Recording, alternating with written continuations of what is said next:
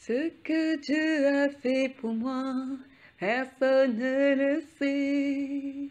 Ce que Dieu a fait pour moi, personne ne peut le faire. Moi j'ai décidé de suivre Jésus-Christ, de le suivre toute ma vie pour l'éternité. Même dans les difficultés, Jésus est la solution. Même dans le combat, il est la victoire.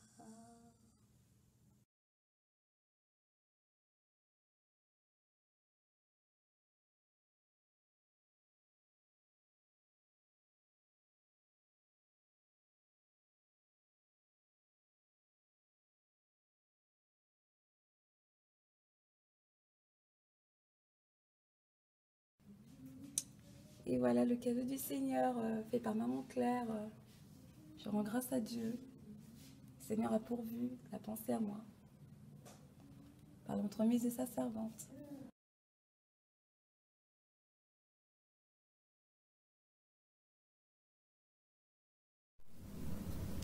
Alléluia, gloire à Jésus-Christ.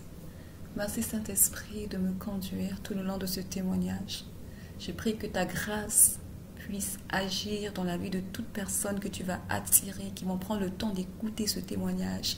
Parle à travers leur cœur et conduis leur pas, Seigneur, là où toi tu les appelles, là où ils sont attendus à pouvoir recevoir de toi. Oui, car nous avons tous un rendez-vous avec le Seigneur, mais seul le Saint-Esprit peut nous guider, nous diriger au bon endroit.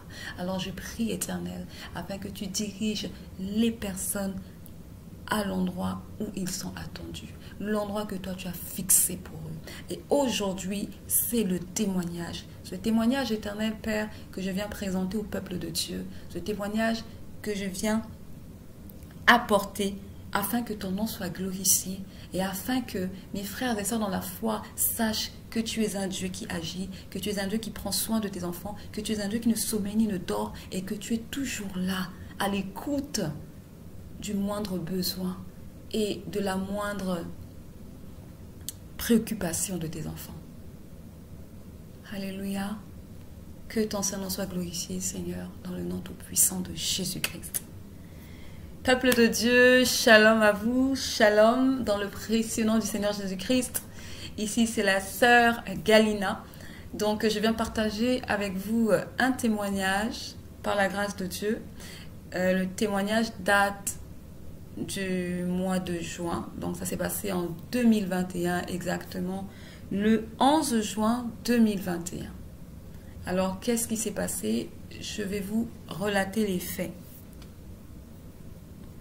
Alors, ce qui s'est passé, c'est que dans la semaine du 11, je faisais une mini vidéo que je devais présenter à des sœurs. Et en ayant fait cette vidéo, j'ai envoyé la copie de la vidéo à une maman. Donc, cette maman, elle s'appelle Maman Claire. Et Maman Claire, je lui ai demandé de visionner la vidéo pour qu'elle me dise si mon habillement était approprié ou pas. Donc c'était ça, je cherchais au fait plus un conseil à travers cette maman, s'il y avait des choses à revoir par rapport à mon habillement dans la vidéo. Donc quand elle va me répondre, elle me dira oui, j'ai suivi ta vidéo, le message est un bon message, mais seulement on a l'impression que tu n'as pas de soutien. Je lui dis, mais j'ai un soutien. C'est juste que les bretelles de mon soutien ne tiennent plus très bien. Ça fait que quand je porte un soutien, on a l'impression que je n'en porte pas un. Mais j'ai porté un soutien. Donc, excusez-moi pour le mot soutien si ça peut heurter quelqu'un ou offenser quelqu'un. Mais ça fait partie de mon témoignage. Donc, vraiment, je m'excuse. C'est ça. Je dois en parler. C'est pour la gloire de Dieu. Alléluia. Donc, elle me renvoie la vidéo et puis elle me dit qu'il n'y a pas de souci, le message, elle adhère. Mais c'est juste que, voilà, au niveau du soutien, on a l'impression que je n'en ai pas. Et j'ai pris ses conseils en note, j'ai considéré ses conseils et puis du coup, je n'ai plus envoyé la vidéo. Je me suis dit, je vais refaire une autre vidéo plus tard. Et au courant de la semaine, maman Claire va m'appeler pour me demander si c'était possible qu'on puisse se voir. Je crois que c'était le dimanche. Non, le samedi. Elle voulait me voir le samedi et je lui ai dit que le samedi, je ne pouvais pas parce que j'étais vraiment occupée et que j'avais des choses à faire. Je ne pourrais pas me libérer samedi. Et ensuite, elle me dit dimanche. J'ai dit, mais dimanche, il y a le culte. Je ne pourrais pas non plus me libérer dimanche et je termine à partir de... Je termine quand même tard. Je terminerai aux environs de 19h par là. Et elle me dit, ok, pas de souci. Dimanche, dès que tu termines ton culte, appelle-moi. Je dis, ok. Donc ça, c'était vraiment au début de la semaine. Hein. Je pense que c'était peut-être un mardi ou un mercredi. Maintenant, ce qui se passe, c'est que moi, à cette époque, financièrement, c'était serré pour moi. Donc, je travaillais, mais je n'arrivais pas à joindre les deux bouts avec mon salaire. Et le samedi, je mangeais et c'était mon dernier repas. Dans le sens que le repas que j'allais manger, une fois fini, je n'avais plus à manger chez moi. Donc, j'ai pris mon repas et j'ai parlé au Seigneur et j'ai dit au Seigneur, Seigneur, ta fille n'a plus rien. Ce repas est le dernier repas. Et j'ai pris l'exemple de la veuve de Sarepta.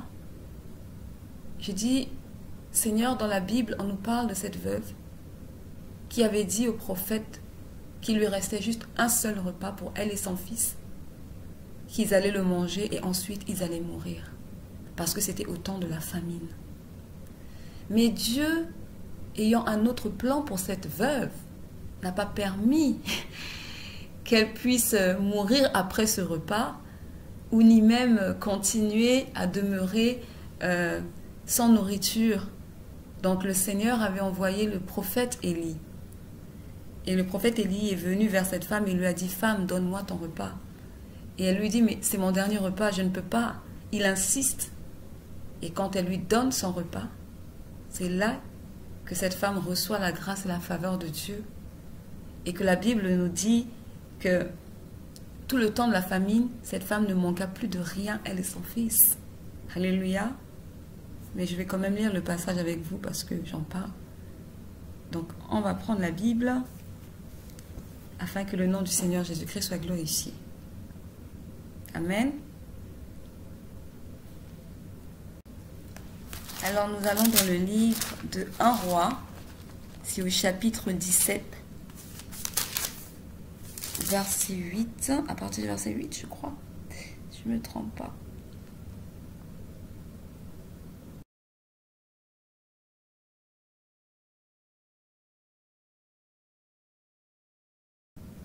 Oui, donc je lis la parole du Seigneur dans le nom tout-puissant de Jésus-Christ. Alors la parole de l'Éternel lui fut adressée en ces mots.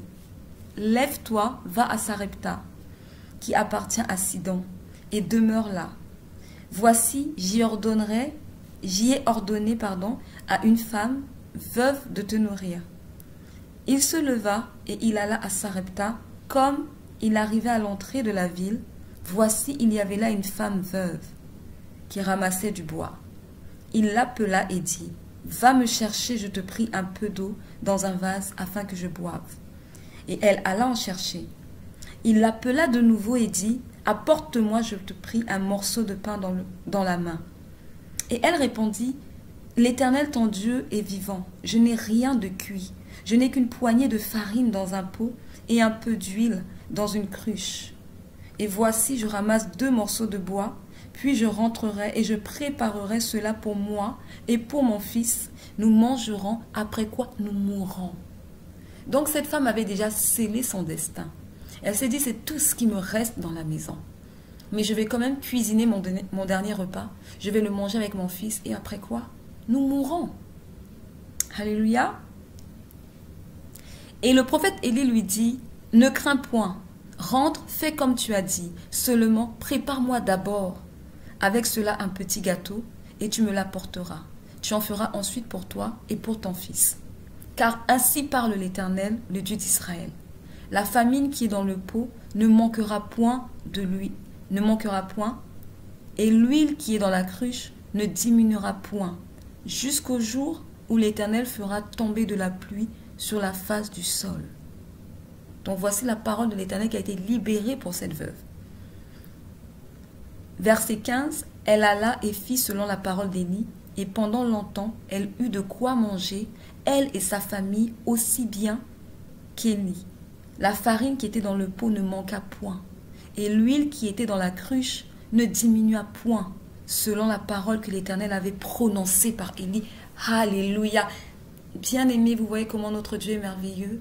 Dieu pense à ses enfants. Dieu veille sur ses enfants, sur le bien-être de ses enfants. Dieu n'oublie pas ses enfants. Il pourvoit aux besoins de ses enfants. Cette femme pensait que sa vie était finie, pensait qu'il n'y avait plus d'espoir pour elle. Mais le Dieu Tout-Puissant, qui ne sommeille ni ne dort, avait le regard sur elle et a envoyé son prophète Élie vers elle. Et moi, je me suis servi de cette parole en disant au Seigneur, c'est tout ce qui me reste, Éternel. Si je mange, après je n'ai plus rien. Mais j'ai foi que toi tu feras, parce que tu es celui qui a dit tu prendras soin de moi. Tu es celui qui a dit que je n'aurais pas à aller demander quoi que ce soit à qui que ce soit. Mais pour toute chose, pour tout besoin, je dois me tourner vers le Seigneur. Et j'ai dit au Seigneur, c'est ce que je suis en train de faire. Et pourtant, je connais beaucoup de personnes qui peuvent m'aider. Mais je n'irai pas vers ces personnes. Non, non, non, non. C'est à toi seul de te glorifier. C'est à toi seul d'agir dans ma vie parce que tu es mon Dieu et tu es celui qui m'a choisi. Alléluia. Et donc j'ai prié et j'ai mangé mon repas.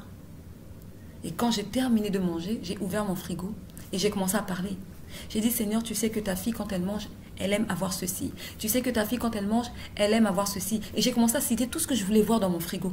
J'ai cité, j'ai cité, j'ai cité. Et ensuite, je suis allée dormir. Donc, le dimanche arrive. Le culte prend fin. J'appelle maman Claire et elle me dit, ok, je viens te chercher. Je lui dis, mais où est-ce qu'on va aller? Elle me dit, non, je viens te chercher, on va aller se balader. J'ai dit, d'accord. J'ai dit, ça me fera du bien aussi, ça va me faire changer d'air.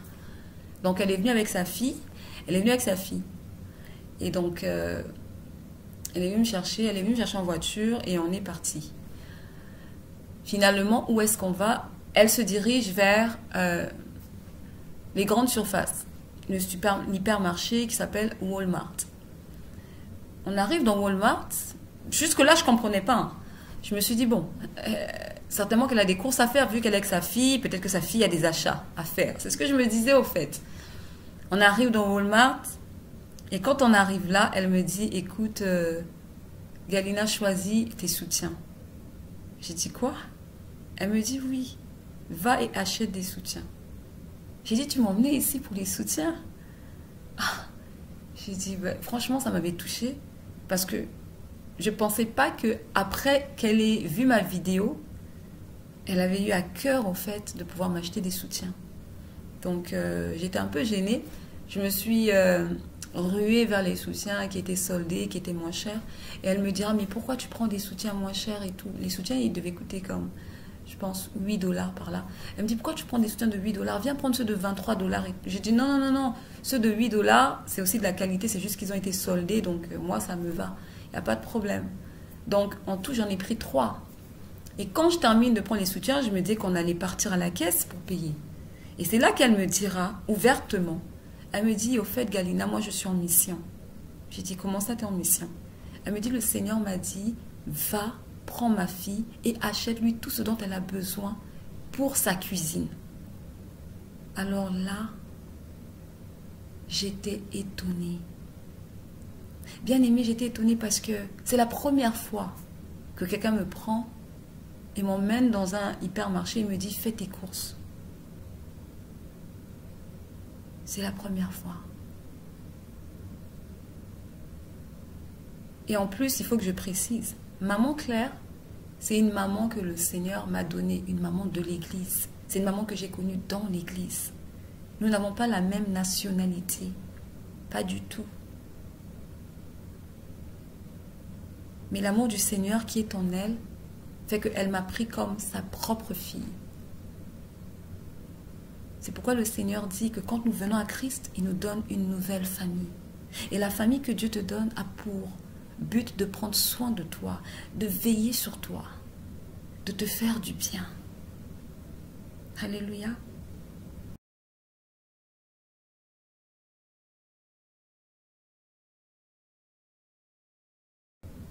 Je fais une parenthèse parce que depuis que je connais cette maman, elle n'a été qu'une source de bénédiction pour ma vie.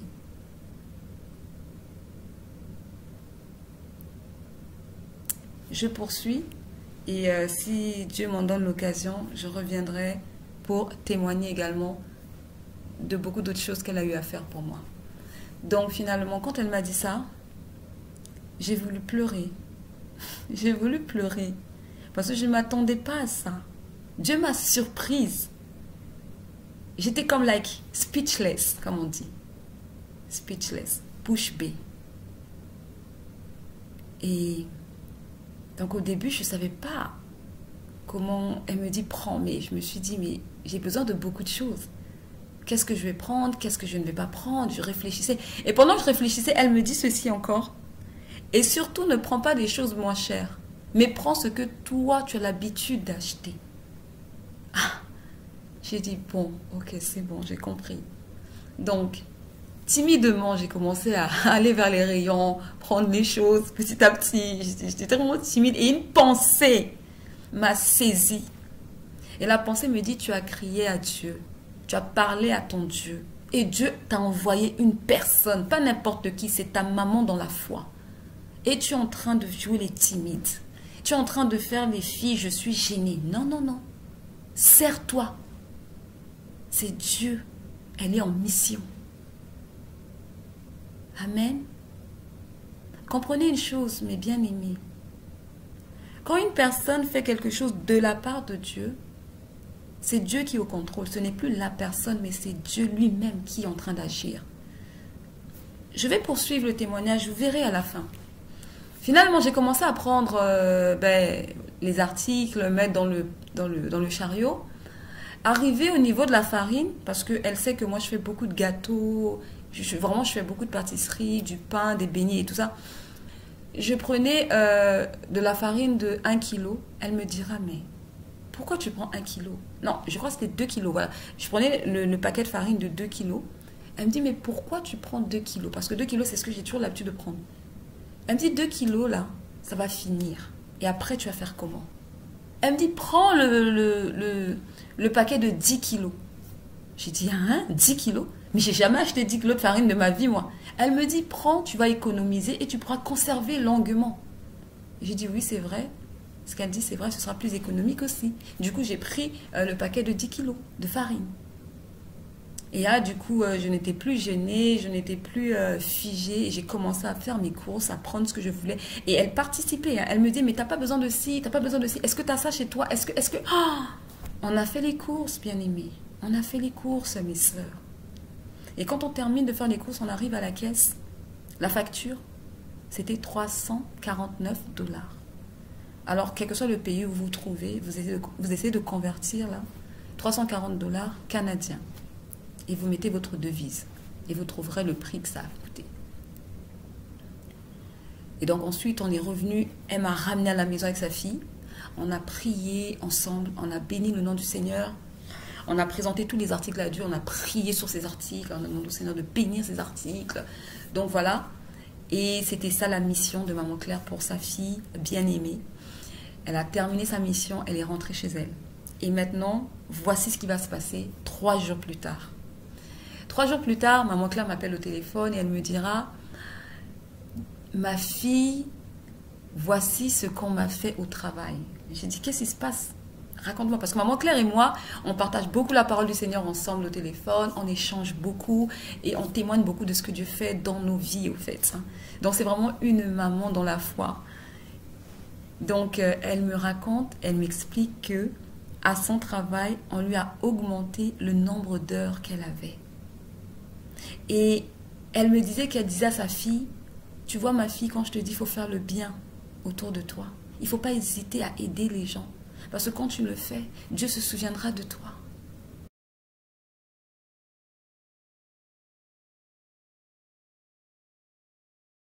Donc cette maman était consciente qu'elle avait été augmentée à son travail parce qu'elle avait obéi au Seigneur. Alléluia. Deutéronome 28 nous le dit. Deutéronome 28, chapitre 1. Deutéronome 28 du verset 1 au verset 15 nous dit que celui qui marche dans l'obéissance est béni. Et Deutéronome 28, verset 1 à 15 nous montre toutes les bénédictions en fait que l'on reçoit quand nous obéissons à la voix de Dieu. Donc mes sœurs, quand on vient témoigner là, c'est pas juste qu'on veut parler, non. Comprenez la dimension du témoignage, comprenez la puissance du témoignage, comprenons la profondeur du témoignage. Quand Dieu agit dans la vie d'un de ses enfants et que ça vient véritablement de la main de Dieu, ça doit crier. Ça ne passe pas inaperçu. Ça ne passe pas inaperçu. Alléluia. Quand vous faites du bien dans la vie d'une personne, que la personne soit chrétienne, musulmane, païenne, prostituée, ça crie dans le monde, dans le royaume des cieux, dans le monde spirituel, ça crie. Parce que vous avez libéré un fruit en vous, qui est le fruit de la générosité, qui est le fruit de la libéralité. Vous avez exercé, vous avez appliqué la parole de Dieu. Et à chaque fois qu'on met la parole de Dieu en pratique, nous sommes bénis parce que nous obéissons, parce que nous marchons dans les voies de Dieu. Nous marchons dans la lumière. Jésus-Christ a dit, je suis la lumière du monde. Quiconque marchera sur la lumière ne marchera plus sur les ténèbres, ne marchera plus dans les ténèbres. Alléluia. Faire le bien te préserve du mal, ma sœur. Faire du bien t'éloigne des pièges de l'ennemi. Gloire à Jésus-Christ pour cette maman. Que Dieu continue à la bénir, elle et sa famille. Que Dieu continue à la préserver dans les voies de Dieu, dans l'amour du prochain, dans la crainte de son saint nom, dans l'humilité. Alléluia. C'est ce témoignage bien-aimé que je voulais partager avec vous. Ne gardez pas ce que Dieu fait pour vous, car ça peut encourager plus d'une personne. Ça peut fortifier une personne qui, peut-être, dans les moments difficiles, commencer à fléchir, commencer à désespérer. Mais en écoutant votre témoignage, cela va la fortifier, la relever. Alléluia.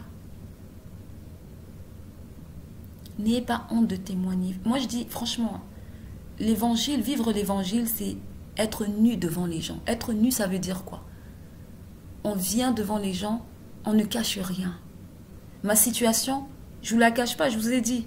J'avais un travail, mais malgré le travail que j'avais, je n'arrivais pas à joindre les deux bouts. Donc des fois, ce n'était pas facile pour moi. Mais le Seigneur a toujours pourvu. Le Seigneur a toujours suscité. Il a toujours placé une personne à côté de moi. C'est pourquoi je ne peux pas me taire. Je ne peux pas me taire. Soyons reconnaissants envers l'Éternel, envers tout ce qu'il fait dans notre vie. L'apôtre Paul a dit, j'ai su vivre dans l'abondance et j'ai su vivre dans la disette. Un enfant de Dieu doit savoir vivre quand il y a l'abondance et il doit aussi savoir vivre quand il n'y a plus rien. Dans le monde, les filles qui n'ont rien vendent leur corps pour acheter un iPhone. Mais ma soeur, toi tu as Christ. Que tu aies iPhone ou pas, le plus important c'est que tu as la vie en toi qui écrit au racine des tu as Christ. Tu as la vie de Christ en toi. C'est plus qu'un iPhone, ma soeur. Le iPhone, c'est un bien matériel. Le iPhone, il peut se casser, il tombe et puis pouf, il ne fonctionne plus. Mais Christ en toi ne s'épuisera jamais. Christ en toi ne tarira jamais. C'est la source de vie que tu as en toi. Alléluia. Donc oui, mes sœurs, je témoigne. Ah, je témoigne. Je ne peux pas me taire. Ne soyons pas, je le répète souvent, parce que le passage là choque quand on le lit dans la Bible. Ne soyons pas comme ces 9 lépreux qui, après avoir reçu la guérison, sont partis sans même remercier Christ. Il y en a seulement un seul parmi les 10 qui est revenu. Jésus lui a posé la question, mais n'étiez-vous pas 10? Où sont les 9 autres?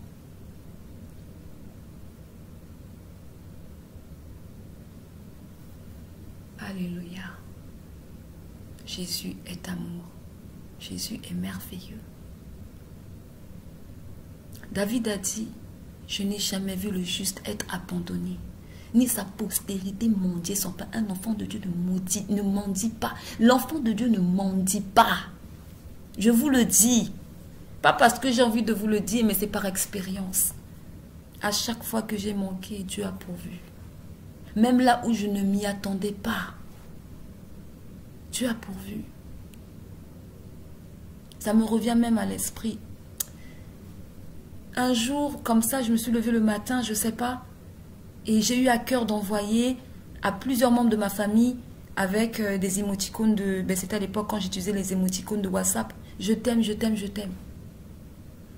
Et il y avait un frère à qui j'avais oublié d'envoyer je t'aime.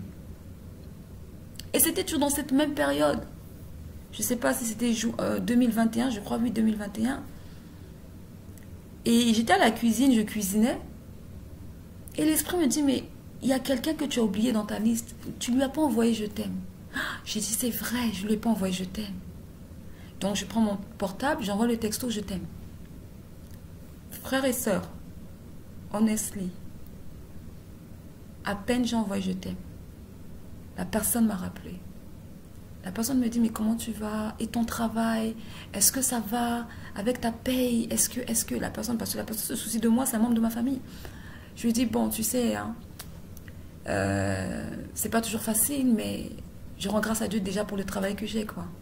Et après, le reste fera. Plus tard, je sais que le Seigneur me donnera mieux que ça. Et il me dit, attends tout de suite, je t'envoie un transfert. Il me fait un transfert de 200 $. Le je t'aime que j'ai envoyé, la réaction, c'est que j'ai reçu un 200 $.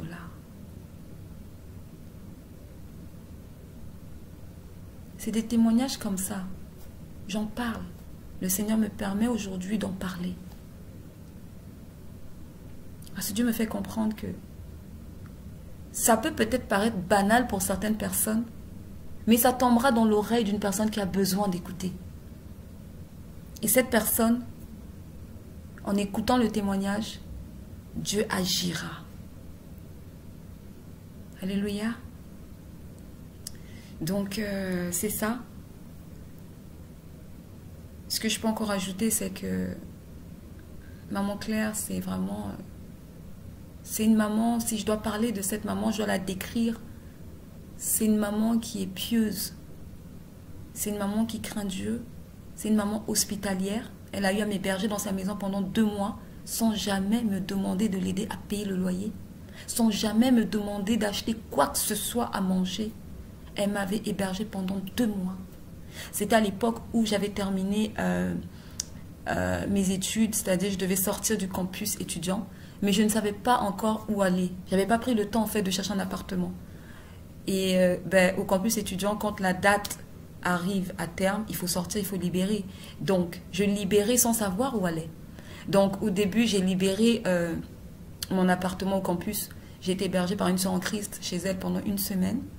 Et ensuite, Maman Claire a pris la relève et elle m'a hébergée pendant 2 mois. Et c'est là que j'ai trouvé mon appartement.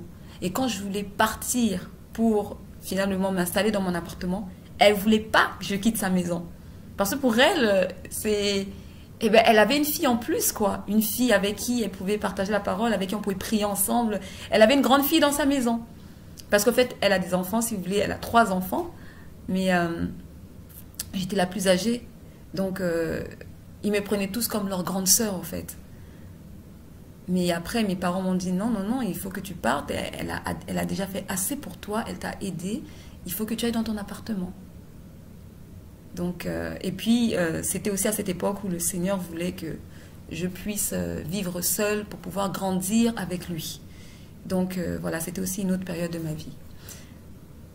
Donc, c'est ça. Et juste aussi pour témoigner d'une action qu'elle avait posée, Maman Claire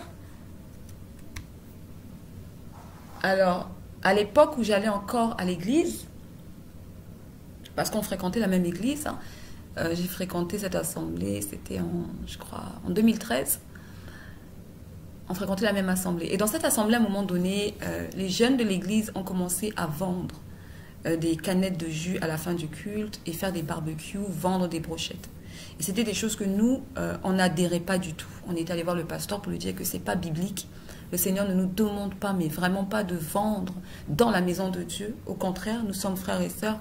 Si nous voulons, ce que nous pouvons faire, c'est faire des agapés, partager des repas ensemble, mais nous n'avons pas le droit de vendre, en fait, dans la maison du Seigneur. Donc, on avait déjà fait, on avait donné, au fait, notre point de vue par rapport à cette situation. On avait donné notre position au pasteur par rapport à cette position. On avait donné notre position au pasteur par rapport à cette situation. Donc, ce qui va se passer, c'est que un jour, à la fin du culte, les petits-enfants de l'école du dimanche vont vouloir boire du jus. Mais les parents, il n'y avait personne pour leur acheter du jus, au fait. Donc, ils ont commencé à crier, faire du bruit. Vous connaissez les enfants, hein, quand ils veulent quelque chose, ils vont tout faire pour l'obtenir. Et maman Claire passait par là et elle dit, mais qu'est-ce qui se passe? Et elle constate que les enfants sont en train de faire du bruit parce qu'ils veulent les canettes de jus, mais il n'y a personne pour leur acheter les canettes. Du coup, maman Claire, ça l'a révoltée. Elle est venue et elle a acheté toutes les canettes. Il devait rester au moins à peu près 6 canettes. Elle a acheté toutes les canettes et elle a dit, maintenant, partagez ça aux enfants. Donc, quand j'ai vu l'acte qu'elle a posé, j'ai dit, mais c'est ça, être enfant de Dieu. Nous nous disons être frères et sœurs. Ta sœur a soif, mais tu ne lui donnes pas la canette tout simplement parce qu'il faut qu'elle achète la canette. Mais c'est ta sœur. C'est comme si tu vois ta sœur biologique qui veut boire du jus, tu en as chez toi à la maison et tu lui dis non, achète mon jus et tu auras le jus. Je ne pense pas que tu agiras de cette façon, ma sœur. Tu t'empresseras de lui donner le jus parce que c'est ta sœur biologique. Mais ta sœur dans la foi est plus que ta sœur biologique. Parce que vous partagez la foi en Christ ensemble. Parce que vous avez été sortis du monde ensemble. Tandis que ta sœur biologique peut-être est encore dans le monde. Et vous n'êtes pas en accord parce que vous n'avez pas la même alliance. Toi, tu as fait alliance avec Jésus-Christ. Elle est encore dans l'alliance du monde. Amen. Donc, en fait, c'est ça. C'est le partage. Je rends grâce à Dieu pour cette maman. Et je rends grâce à Dieu pour sa vie parce que sa vie aussi est un témoignage pour moi. Elle m'encourage et elle me fortifie. Et je vous encourage, frères et sœurs dans la foi, à exercer la libéralité. Aujourd'hui, quand je vois le corps du Christ, beaucoup prennent le temps à dénoncer les faux pasteurs. Mais qui prend le temps à se soucier des frères et sœurs dans la foi? Qui prend le temps à visiter les autres pour savoir comment un tel se porte, pour savoir est-ce que tout va bien chez cette sœur. Manifestons l'amour envers notre prochain. Prenons soin de ceux que le Seigneur a mis et a placés autour de nous. Veillons sur nos frères et sœurs dans la foi en Jésus-Christ. Soyons équilibrés. Ne soyons pas prompts à dénoncer, comment dire, dénoncer les dérives sectaires, dénoncer les faux pasteurs, dénoncer tout ce qui est... Au fait, ne soyons pas prompts juste à voir le mal, mais quand il s'agit de faire le bien, on ne sait plus le faire. Non, la parole nous dit que l'enfant de Dieu, les enfants de Dieu sont appelés à bénir. Bénissons. Bénissons-nous les uns les autres. Amen. Alléluia. Alors je termine par là. Père, que ton Saint-Nom soit glorifié et que toute la gloire te revienne pour ce temps que tu m'as accordé, pour cette disposition que tu m'as donnée, pour pouvoir témoigner en ton Saint-Nom. Je vous dis shalom à tous dans la paix du Seigneur Jésus-Christ et je vous dis à très bientôt pour un prochain témoignage par la grâce du Seigneur Jésus-Christ. Alléluia. Amen.